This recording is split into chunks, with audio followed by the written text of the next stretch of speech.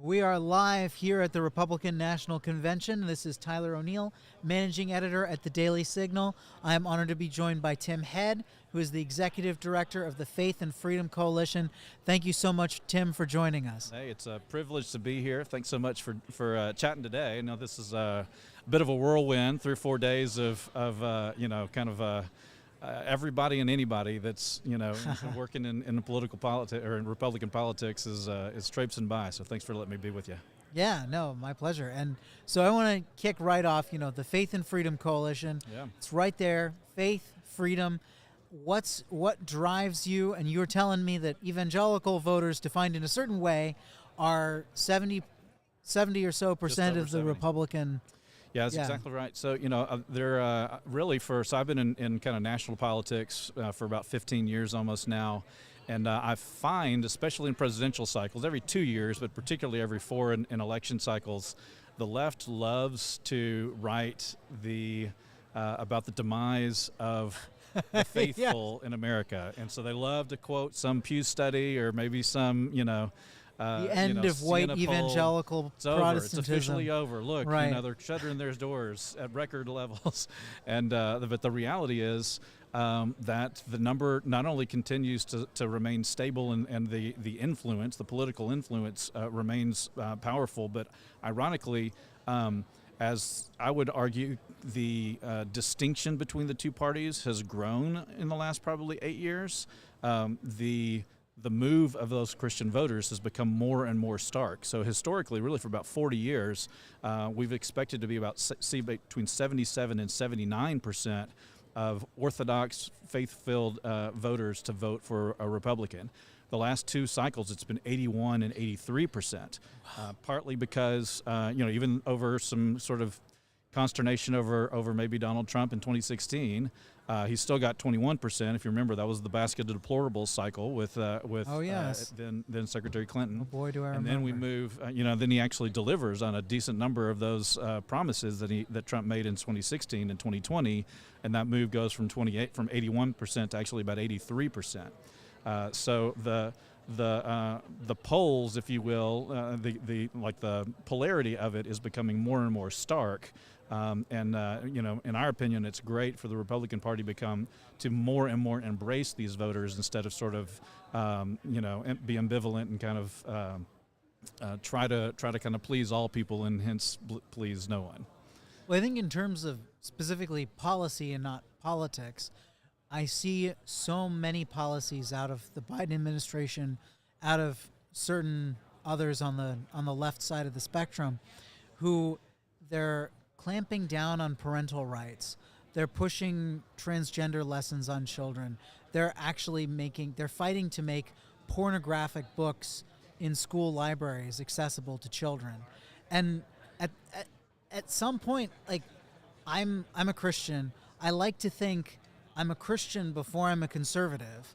And I would love to see a Democratic Party that can be, I fear that liberalism, the left, has gone so far off the reservation that if you are a faithful Christian who follows, the scripture, it's very hard to reconcile that worldview with the policies that we see from the Biden administration. It absolutely is, and we could talk probably for hours on why the political left has become so radicalized. A very Cliff Notes version for me, I believe, is the concentration of money and the enormous amount of money that's come out of Silicon Valley.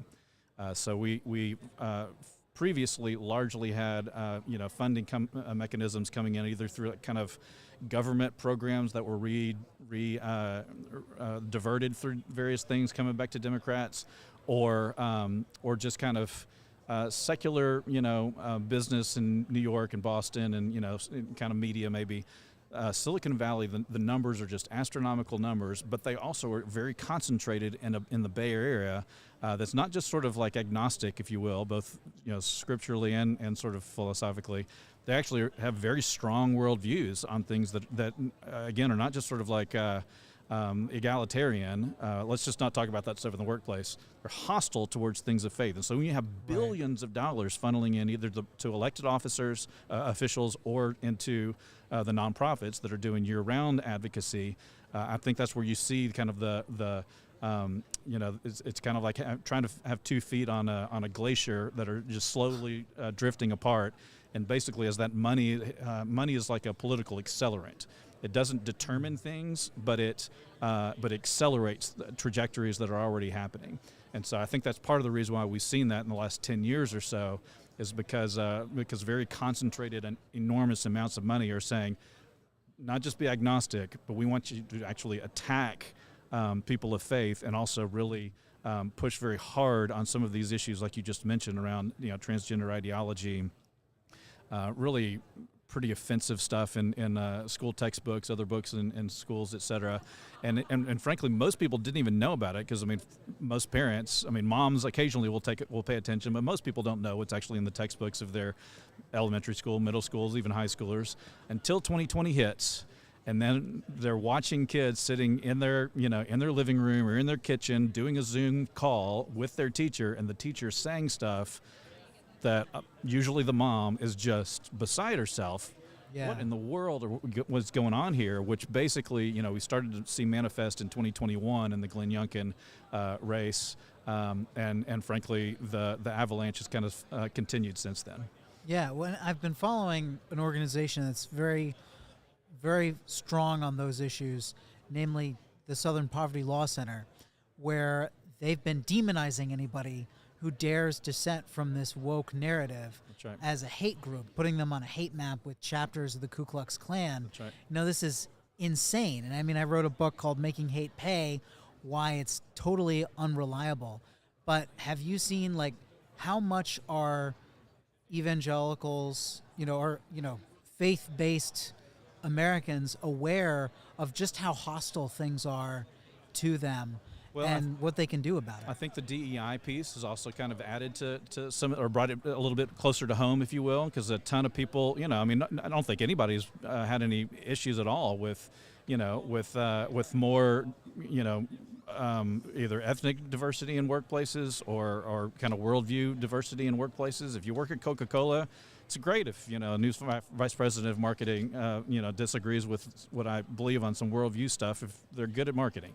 But the forced kind of the quota-based, kind of square pegs into round holes kind of approach has brought it very much close to home, which not only starts to affect, certainly women, but also men's workforces. That starts to affect livelihoods frequently. I get passed over for job, either new jobs or promotions at my current employment, et cetera. So I think that more and more people it's not just kind of like this is happening in California and this is happening in New York.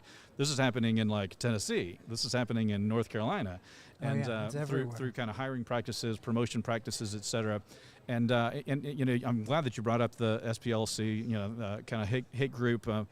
The determination of that, both in kind of nomenclature around hate groups and also hate speech, determining hate speech on social media platforms, et cetera.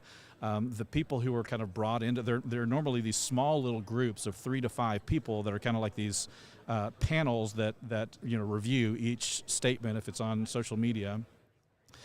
Those are, the SPLC actually nominates people. They bring names to Google, to Facebook, to Meta.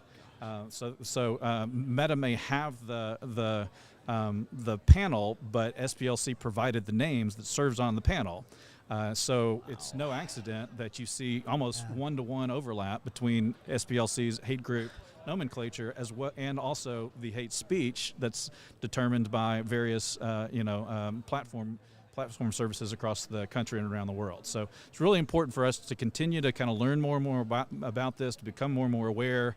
Among other things, that you kind of also recognize that there are like choke points. It's not like this is proliferated in every inch of American society. There are choke points. There's strategic kind of points of entry that have been controlled by a few pretty strategic, unfortunately, but also very radical organizations. And if we can pry their their chokehold around, from those strategic points of entry, I think you're actually going to see the free flow of water, return, if you will, to American society. It's not like all is lost here. These can actually be remedied if they're recognized, if they're sort of diagnosed, and then if we're strategic about trying to kind of equalize things that have been kind of, in my opinion, knocked out of kilter. So one of the things that's been very inspiring to me, I'm an Anglican, and we're part of a splinter movement from the Episcopal Church, That's right. where we're reaffiliating with Anglican dioceses in the global south, in particular Africa, where a lot of them have stayed true to what we believe is the gospel, and away from many of the very leftist direction that you've seen the Episcopal Church move. And, you're talking faith and freedom. I think that message has a broad resonance with all sorts of minority groups, not just, Hispanics, especially traditional Hispanic Catholics, but many Black Americans. Like, can you speak to some of that? There's this notion that the left has. They always say white evangelical Protestant, as if there's no overlap. And I'm like, my Catholic separated brothers and sisters agree with me on 90% of the things that matter. Like, where do you see that overlap? So there's a huge overlap, certainly in Orthodox or traditional evangelical and Catholic teachings and practices. But fascinatingly enough, I actually just wrote a piece a few weeks ago for Newsweek discussing, so the question was posed to me, are Western values in decline? And it was when it was first kind of brought to me, share your thoughts on this in the United States. Complete sort of washing over the fact that those values are actually proliferating in Central America, proliferating in Sub-Saharan Africa, proliferating in many parts of Central Asia and Southeast Asia. So while you could maybe argue that there's a decline in Western, or what I would argue are Judeo-Christian values in the United States, there is a bit of a resurgence, not categorical, but a bit of a resurgence in Europe towards traditional Judeo-Christian teaching, but a huge influx, South America, Africa, Central Asia, Middle East. So the fastest growing churches in the world, by the way, statistically speaking, like percentage-wise, Iran. Second fastest growing, China. Third fastest growing, basically kind of like... How do we get stats from Iran? Afghanistan, Turkestan. Yeah. Well, it's self-reported because missions agencies. I was a missionary before I got into to law and politics, so still very connected with a lot of missions agencies. Prolific faith conversions in a lot of Iran, Syria, and Iraq. So, but heavily persecuted. Which is one of the defining features of closely held belief. They're not doing this because it's popular, because it's easy. They're doing this out of deep held convictions. So my point in all of this is to say that truth and the gospel is actually like it's an eternal and historic phenomenon. It also is a global phenomenon. And the question is not whether it's a Western or an American, kind of mentality or philosophy. The question is really, will America align with ancient, timeless, and workable worldviews as well as systems that bring human flourishing and avoid human suffering? And so that's really where we're coming from. The way we'd like to say it at Faith and Freedom Coalition is we work on public policy from a biblical worldview within a constitutional framework. So you can have one or the other, and you can kind of go off into the ditch a bit. But if you have constitutional framework and a biblical worldview, you have a great chance of seeing communities, individuals, families, and eventually communities really flourish and have a really beautiful kind of cocktail of things that happen. And if you remove some of those, you either go really heavy into social justice, which eventually breaks the bank. I think a lot about Margaret Thatcher's. Eventually you run out of other people's money. Her comment on socialism. So if you go too heavy on Constitution but no biblical values, you end up with an over reliance on the individual and a lack of community. But if you move too much into compassion, you also can basically bankrupt everybody. So it's a healthy blend of both, and I think that this is a global movement that is actually happening, even if it's sort of like it's toggling a little bit right now in the U.S. Where do you see America spiritually right now? The simplest word that I would say is hungry. I would say there's not necessarily a consensus on what the answer is, but a lot of people, especially coming out of 2020, but I would say really since 2020, it wasn't just kind of those 15 or 18 months of shutdowns and school shutdowns, et cetera. I think that it's carried forward since then. A lot of people are just asking what I would consider more real questions, more earnest, sincere questions about all of life, frankly, and purpose, individual purpose. What are we collectively supposed to be doing? The importance of caring for other people, not certainly caring for for ourselves, but also caring for other people. Coming out of 2020, a lot of people saw, we really do need a return to kind of a genuine community, not just sort of we all have the same zip code and go to the same public school or whatever. And so I think that there's meaningful, healthy questions that are being asked. Then the question starts to become who is going to answer or address those questions, and certainly what the solutions are going to be.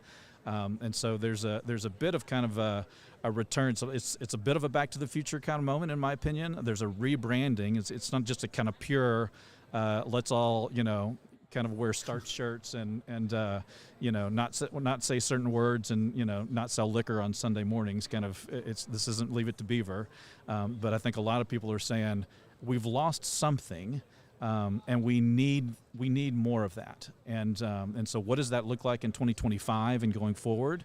But I definitely am finding that there are a lot of again, very sincere, earnest questions. And my hope is some people are going to look into the political arena, but also find there's some help, but not actual solutions to be found in the political arena. That I would argue that the true kind of most satisfying answers are actually found in eternal truth, in God and in Jesus. And then flowing from that, it's much like kind of buttoning the first button in a trench coat correctly. If you answer the first questions, the most important questions correctly, what does our welfare system look like? Button number 7 might start to kind of work itself out, if you will. All right. Well, thank you so much, Tim, for joining us. Again, this is Tyler O'Neill with the Daily Signal and Tim Head with Faith and Freedom Coalition, here live at the Republican National Convention.